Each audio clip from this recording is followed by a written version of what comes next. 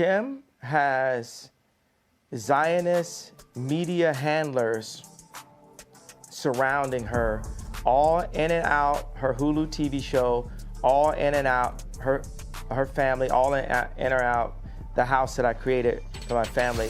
But God is alive, the devil is a defeated foe, and Kim is a Christian woman. Definitely protected him, and I still will, in the eyes of my kids, for my kids. So in my home, my kids don't know anything that goes on the outside world. And I've managed— how do you do that? I'm holding on by a thread. I know I'm like so close to that not happening, but while it's still that way, I will protect that to the end of the earth as long as I can. Like, my kids, they don't know anything. Kanye West once swore on God that Kim and Kris would never put North in the same Playboy spotlight that shaped the Kardashian empire. But after her latest appearance in Rome, he's furious. And fans are starting to wonder if his nightmare is coming true. The moment Kim and North stepped out for dinner, cameras went wild. North was dressed in a black corset-style top, long blue braids spilling down her back, and massive platform boots, creating an outfit that looked more runway than middle school.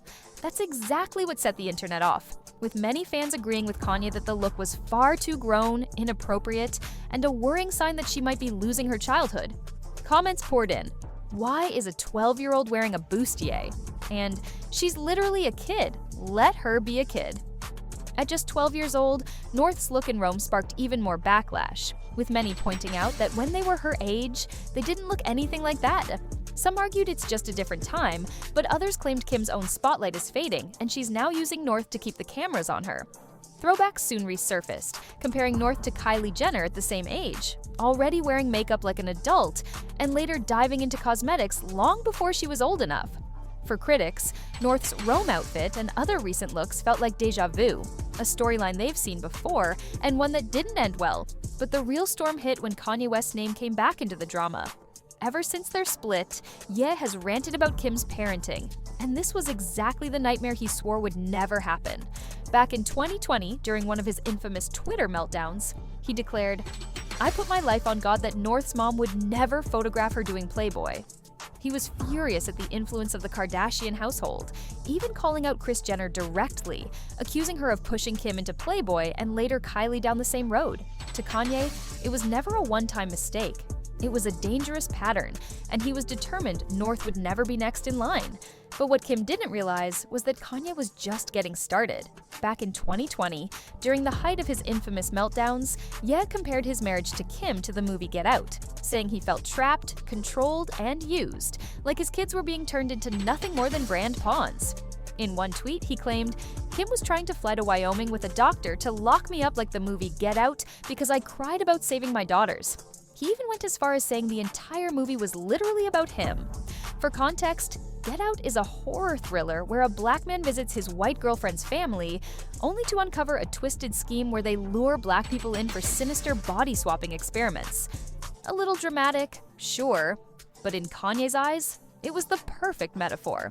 To him, the Kardashian empire was a machine built on selling image, and he was the only one trying to break the cycle.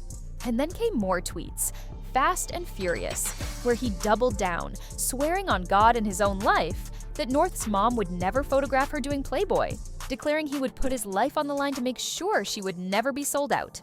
But Kanye's rants weren't just about Playboy, he went after his kids' schooling too. He believed Kim and Kris were dictating where the kids studied against his will, while he wanted them at his own Donda Academy, a school he built to control the vibe, the lessons, and the people around them. In Ye's mind, that was the only way to keep his children out of the Kardashian machine.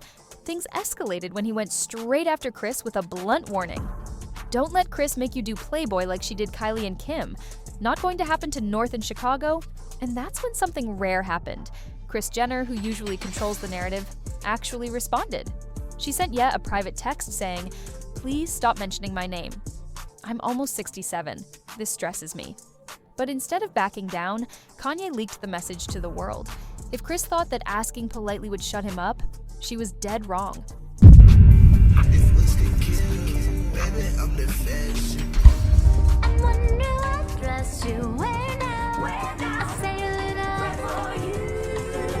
Hello?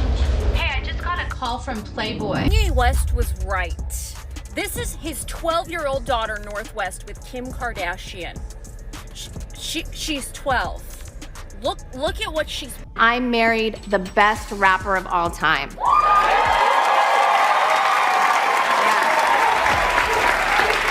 Not only that, he's the richest black man in America. A talented, legit genius who gave me 4 incredible kids. Nobody has ever been able to silence Kanye, and every time North's name came up, he circled right back to the same warning, repeating over and over that if he didn't step in, Kim and Kris would use her for fame. In his mind, this was a battle he had no choice but to keep fighting. And here's where it got messy.